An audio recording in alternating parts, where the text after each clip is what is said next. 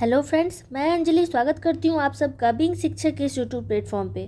Bihar state में बहुत सारे स्टूडेंट्स ईडब्ल्यूएस रिजर्वेशन का मांग कर रहे हैं और इस मांग में कुछ अभ्यर्थी इसके खिलाफ हैं और कुछ इसको सपोर्ट भी कर रहे हैं। तो आज हम लोग जानेंगे कि ईडब्ल्यूएस रिजर्वेशन के बारे में एनसीईटी का क्या कहना है, स्टेट में ईडब्ल्यूएस रिजर्वेशन का असली खेल क्या है और क्या स्टेट में ईडब्ल्यूएस रिजर्वेशन मिलना चाहिए कि नहीं। इन सब मुद्दों पर आज हम लोग बात करेंगे, इसलिए वीडियो को अंत तक देखिएगा।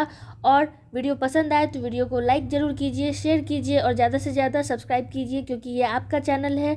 इस चैनल पर आपको बहुत ही ऑथेंटिक इन्फॉर्मेशन दिया जाता है विथ प्रूफ। तो चलिए बिना समय गंवाते हुए वीडियो को स्टार्ट करते हैं। सबसे पहले बात करते हैं एनसीटीई यानी कि national council for teacher education. इसमें आप देख सकते हैं 11 फरवरी 2011 का डेट दिया गया है। ये जो डेट है, इस डेट को शिक्षक के शिक्षा का योग्यता तय करने वाला डेट माना गया, क्योंकि इस डेट में ही एनसीटीई ने 11 फरवरी 2011 को बीए, डीएलएड पात्रता और योग्यता परीक्षा में शिक्षकों की क्या योग्यता होनी चाहिए उसको तय किया था। एनसीईटी ने कभी भी ईडब्ल्यूएस रिजर्वेशन को ना तो लागू किया है और ना ही रोका है। एनसीईटी सिर्फ यह कहता है कि शिक्षकों की योग्यता क्या होनी चाहिए, शिक्षक बनने की न्यूनतम शर्तें क्या होंगी। रिजर्वेशन देना या न देना एनसीईटी का अधिकार नहीं है। इसीलिए एनसीईटी ने 11 फरवरी 2011 को केवल जो शिक्षकों की योग्यता है उसके बारे में बात की थी कि क्या योग्यता होनी चाहिए। आप लोग देख सकते हैं यहाँ पे उन्होंने कहा था कि कम से कम 60% या इससे ज़्यादा टीईटी के एग्ज़ाम में जो स्टूडेंट्स क्वालिफाई करते हैं वही शिक्षक बनने के योग्य हैं। तो ये एनसीईटी का काम है, लेकिन 2011 की ही ये बात है। तो अब मेरा कहना ये है कि एनसीईटी को अब जल्दी से जल्दी संशोधन कर देना चाहिए अपने इस लेटर में, और ईडब्ल्यूएस रिजर्वेशन का जो मामला है उसे आगे बढ़ाना चाहिए। ईडब्ल्यूएस जो कैंडिडेट हैं उनको रिजर्वेशन देना ही चाहिए टीईटी में। लेकिन एनसीईटी पर ये आरोप लगाना कि एनसीईटी के वजह से रिजर्वेशन नहीं मिल रहा है, ये सर्वथा अनुचित है। ठीक है, तो एनसीईटी का केवल काम है योग्यता तय करना, ना कि रिजर्वेशन देना। ये काम होता है एक्चुअली में स्टेट गवर्नमेंट का और भर्ती एजेंसी का।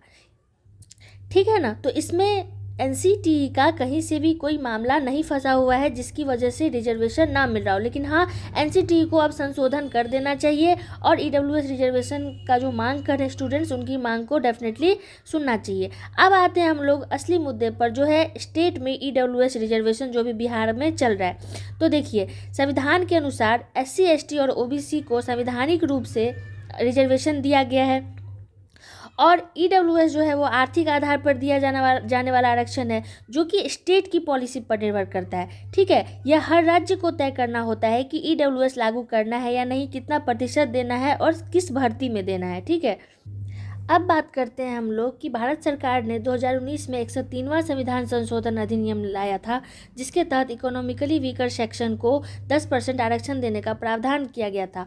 और ये स्टेट पर डिपेंड करता है, क्योंकि शिक्षा जो है वो कंकरेंट लिस्ट में आती है, समवर्ती सूची में आती है। तो ये स्टेट के पास अधिकार है कि वो ईडब्ल्यूएस रिजर्वेशन देगी या नहीं। तो बिहार स्टेट की अगर हम लोग बात करें तो बिहार में जो ओपन कंपटीशन होता है, जैसे सरकारी नौकरी का जो एग्ज़ाम होता है उसमें ईडब्ल्यूएस रिजर्वेशन दिया जाता है, न कि पात्रता परीक्षा में। अब हम लोग बात करेंगे कि कौन से ऐसे राज्य हैं जहां पर ईडब्ल्यूएस रिजर्वेशन को तो मान्यता मिली है, और अगर उन्हें मिली है तो फिर बिहार में आखिर क्यों नहीं मिल रहा। तो आप लोग देख सकते हैं कि ये जो मध्य प्रदेश कर्मचारी चयन मंडल है भोपाल, मध्य प्रदेश के स्टेट के एग्ज़ाम में स्टूडेंट्स को मिनिमम जो क्वालिफिकेशन दिया गया है, तो एमपी में 50% आरक्षण दिया गया आर्थिक रूप से कमज़ोर वर्ग के स्टूडेंट को। उसके बाद हम लोग राजस्थान बोर्ड की बात करें तो राजस्थान में भी ईडब्ल्यूएस कैंडिडेट को 55 मार्क्स पे ही, देख सकते हैं आप लोग, जो ओबीसी है, एससी है, एमबीसी है और ईडब्ल्यूएस के कैंडिडेट हैं उन्हें 55 मार्क्स पे क्वालिफाई कर दिया जा रहा है स्टेट के एग्ज़ाम में। उसके बाद फिर हम लोग अगर झारखंड में देखें तो झारखंड में ईडब्ल्यूएस कैटेगरी के जो स्टूडेंट हैं उनको 35% यानी कि 55 नंबर पे ही क्वालिफिकेशन दे दिया गया है, स्टेट में रिजर्वेशन दे दिया गया है। लेकिन बिहार गवर्नमेंट में 50% ऑलरेडी आपको दिया गया है रिजर्वेशन। बिहार गवर्नमेंट का ये कहना है कि हमने ईडब्ल्यूएस कैटेगरी के स्टूडेंट्स को ऑलरेडी 50% आरक्षण दे दिए हैं। 150 का 50% 75 मार्क्स होता है, उन्होंने 50% मार्क्स ऑलरेडी दे रखा है।